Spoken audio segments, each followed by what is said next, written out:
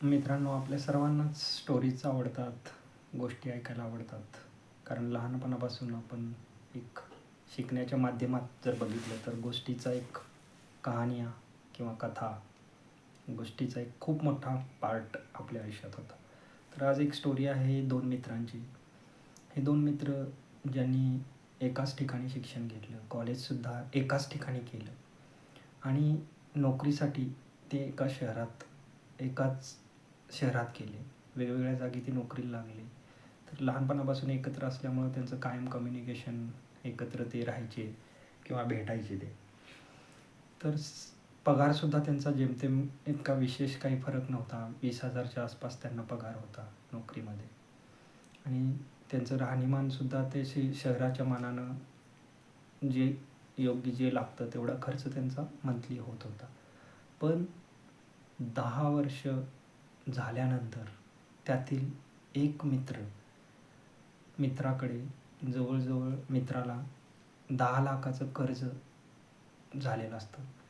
आणि आश्चर्यकारकमध्ये जर बघितलं तर तो जो दुसरा मित्र असतो तर त्याच्याकडे जवळजवळ 7 ते 8 लाख रुपये शिल्लक असतात.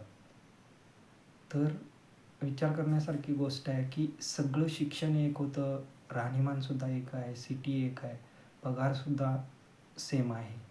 पण एक मित्रानं 10 लाख कर्ज करून ठेवलं आणि दुसऱ्या मित्राने बॅलन्स केला, चांगला बॅलन्स करून ठेवला आपल्या अकाउंटवर. तर असं काय कारण आहे की हे असं घडलं? तर मित्रांनो, यातनं शिकण्यासारखं असं आहे की फायनान्स मॅनेजमेंट हा जो पार्ट असतो, हा आपल्या ब्रेनमध्ये कधीही आपल्या स्कूल आणि कॉलेजमध्ये शिकवला गेलेला नाही आहे. तर ती जी मानसिकता आहे, ज्याला मनी माइंडसेट म्हणतात, किंवा जो एक्सपेन्सेस किंवा खर्च आणि इन्कम याचा ताळमेळ, किंवा आपल्या ॲसेट्स आणि लायबिलिटीज काय आहेत, आपलं उत्पन्न जे येतं आणि आपले कर्ज किंवा आपली जी देणी आहेत आपली, तर याचं जे बॅलन्सिंग आहे आणि याच्यामध्ये जी मानसिकता लागते, जे माइंड लागतं, जे थिंकिंग लागतं, ती मॅच्युरिटी जो मित्रानं कर्ज केलेलं त्या मित्राकडे नव्हती.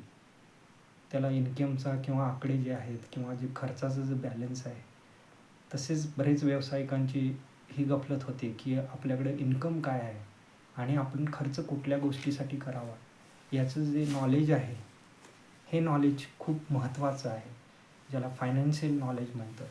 आणि हे जे कन्सेप्ट्स आहेत, ॲक्टिव्ह इन्कम, पॅसिव्ह इन्कम किंवा ॲसेट्स किंवा लायबिलिटीज, या सर्व गोष्टी, हे जे कन्सेप्ट्स आहेत, हे जे समजून घेतात तेच आर्थिक, भलेही तुमचा पगार कितीही असू दे, कमी असू दे, जास्त असू दे, पण जर तुमचं आर्थिक नॉलेज तुमचं असेल, जर तुम्हाला फायनान्सचं नॉलेज असेल, तर तुम्ही खूप चांगली संपत्ती क्रिएट करू शकता.